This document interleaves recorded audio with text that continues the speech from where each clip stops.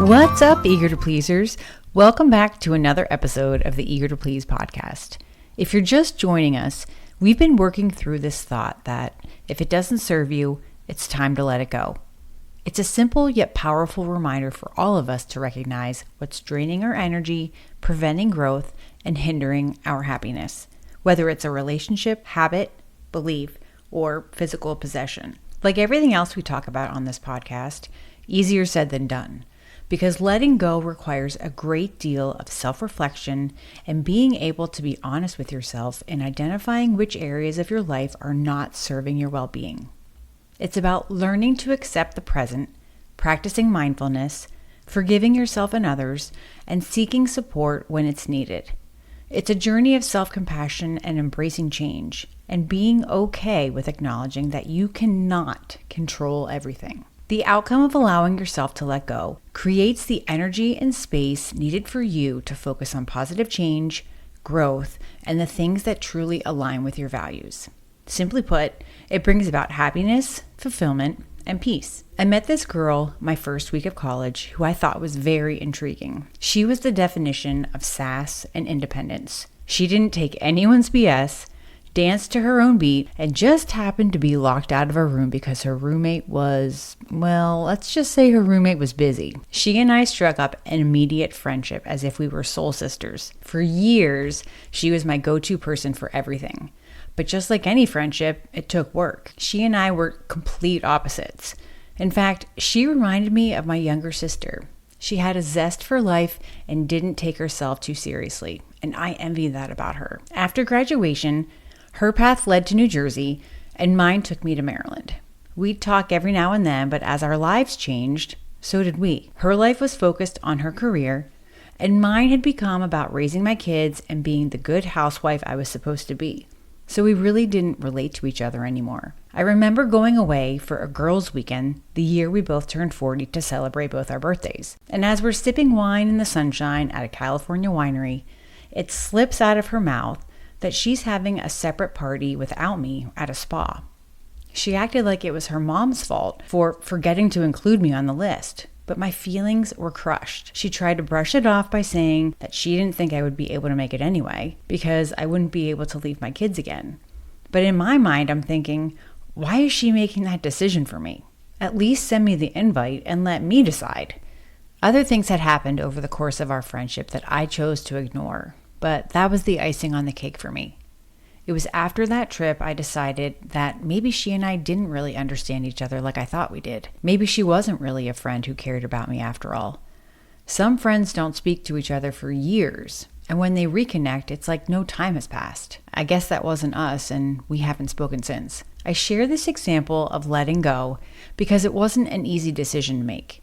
She was like an aunt to my kids and heavily involved in their lives. But I just felt that type of friendship wasn't serving me in a way I thought was beneficial. It was very one-sided, and instead of trying to force something that wasn't working, I needed to create space for positivity, not something that I felt was draining my energy. There are times I think about the fun memories we made together, and I do wish her well. But I found peace, knowing that life is full of different seasons, and some friends are meant to be for a certain season, and that's okay. You know, it's funny how full circle life can be. Seeing as how I started my career as an auditor, not realizing those skills would come in handy later. And I guess I didn't realize this is essentially what I needed to do with my life too. We talked about how the need to please and to be perfect all the time is stifling. In fact, it slowly dims your light until you're left feeling like you just want to curl up in a ball on the couch and shut the world out. It's called burnout.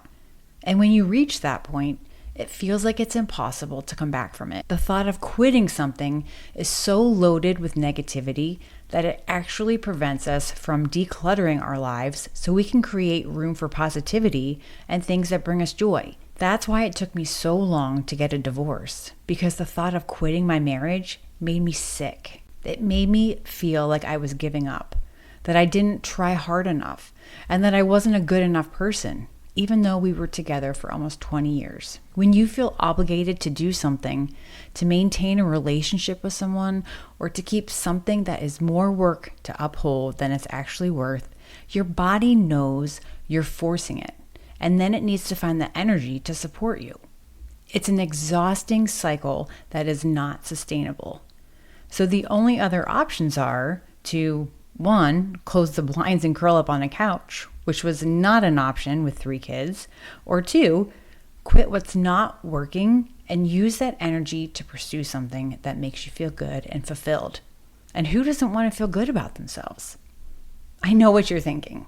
How are you supposed to let go of situations, work, and people where you've made comfortable connections, whether they serve you well or not? It's hard because we as humans don't like unpredictability. But the truth of the matter is that letting go doesn't mean you're quitting. It means you're opening yourself up to new opportunities and people that give you energy, confidence, and happiness. Let me share some tips from Jennifer Bassman, an expert on burnout recovery and stress management. She says there are 3 key things that will help you let go of what no longer serves you. Number 1, accept the situation. You now understand that something no longer resonates with your life. Although you're attached to it, that person, obligation, or thing is no longer a match at this current time in your life. Number 2, forgive yourself and others. While you're letting go, you may experience feelings of guilt or shame. Definitely felt those for me. Try to remind yourself that you did the best you could at the time. Or if someone has hurt you, forgive them. It doesn't excuse their actions, but it releases your attachment to their actions and it allows you to move on. And number 3, trust that better things will come. When you let go of something, a void is left behind. It can be hard to trust that something better, something that fits you perfectly, will come your way. But letting go creates that space, time, energy, and attention when that better thing does come along. I hope you're able to take some time this week to do your own life audit, because there are better things to come. You just have to make the room. And if it helps, turn on the movie Frozen and sing along with Elsa as she chants "Let It Go." Have a great week, and I'll see you back here for the next episode when we have this month's special guest with us. See you then.